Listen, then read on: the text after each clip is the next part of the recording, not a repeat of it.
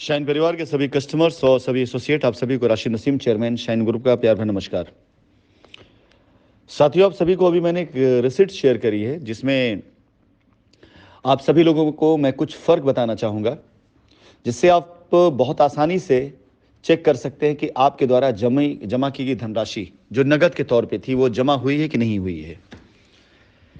इस रिसिप्ट को अगर आप देखेंगे तो ये ऊपर दिया गया है कॉलम कि रसीद कहाँ पे कटी, हेड ऑफिस में कटी रसीद है। यानी हेड ऑफिस में जब कस्टमर ने जाकर रसीद जमा करी तो उन्होंने पेमेंट कैश में दिया था। तो आप देखिए कि जहाँ पर पेमेंट डिटेल दिया गया है वहाँ पर बाकायदा लिखा हुआ है कि ये जो है वो 20,000 ओनली 20,000 रुपये की नगद राशि है जो इन्होंने पेड बाई कैश किया है, यानी इन्होंने पैसा कैश में दिया हुआ है। अब अगर यहाँ पर ये पेमेंट कैश में जमा किया गया काउंटर पर तो रसीद कैश की निकली है।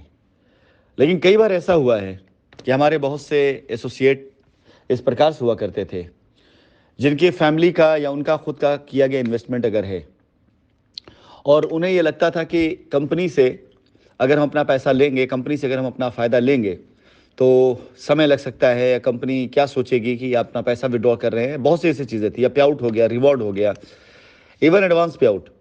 तो लोग ऑफिस के स्टाफ के साथ बाकायदा एक सेटिंग बनाते थे और उन्हें कुछ परसेंटेज का प्रलोभन देते थे, और काउंटर पर जाने के बाद जब लोग पैसा वहाँ डिपॉजिट करके चले आते थे तो पहले से चीज़ें तय हो जाती थी कि 2 लाख या 3 लाख या 5 लाख का अमाउंट होगा, काउंटर पर आके देंगे। और उसके बाद वो पूरा एक स्टाफ का देखा जाए तो किया हुआ मिली भगत के साथ में ये एसोसिएट काम करते थे। और लॉयल्टी पॉइंट फ्रीडम वॉलेट लिख करके आता था, क्योंकि जब डेली का हिसाब काउंट किया जाता था तो अगर हमारे पास कैश आया रहेगा, उसमें फ्रीडम वॉलेट लिखा रहेगा, तो जाहिर बात हिसाब मैच नहीं करेगा। तो हम भी सिर्फ वही बात करेंगे, उसी पैसे को मानेंगे जो पैसा हमारे पास कैश में आया हो, या एनएफटी में आया हो, या आरटीजीएस में आया हो।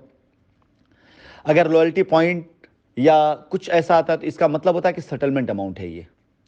सेटलमेंट मतलब ये होता है कि अगर किसी एसोसिएट ने कोई निवेश किया है, अब उस निवेश का पैसा विड्रॉ नहीं करना चाहता और वो दिखाना चाहता है कंपनी का लॉयल है, वफादार है, तो वो अपने उस पैसे को री इन्वेस्टमेंट अपने नाम से, अपने परिवार किसी नाम से कर सकता है।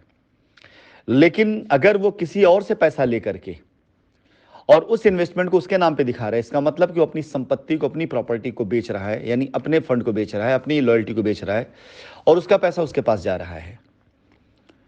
इसलिए कानूनी तौर तरीकों से अगर आप वाकिफ़ है तो बेहतर है, अगर वाकिफ़ नहीं है तो इसकी आप बाकायदा किसी राय मशवरा ले लें कि अगर पैसा आपने किसी एसोसिएट के अकाउंट में दिया है या उसके हाथ में दिया है और उसने पैसा कंपनी में जमा किया ही नहीं है, अगर वो अपनी किसी लायबिलिटी को लेकर के कहता है कि मैंने अपनी लायबिलिटी के एवज में किया, तो आकर अपनी लायबिलिटी कंपनी से वो सेटल करे।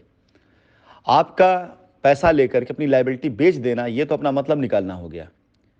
यानी अगर कोई एसोसिएट आपसे कहता है कि उसकी खुद की लॉयल्टी पॉइंट था, या उसने पे आउट कमाया था, उसका रिवॉर्ड था, XYZ कुछ भी था, तो वो आकर के अपने पैसे का क्लेम वो कंपनी से खुद करे। आपका पैसा लेकर के शेयर बनना, या आपका पैसा लेकर के आपको ये बताना कंपनी भाग गई है, आप जाइए कंपनी से लीजिए, ये कहाँ से बनता है? यानी वो अपने पैसे की रिकवरी करवा रहा है।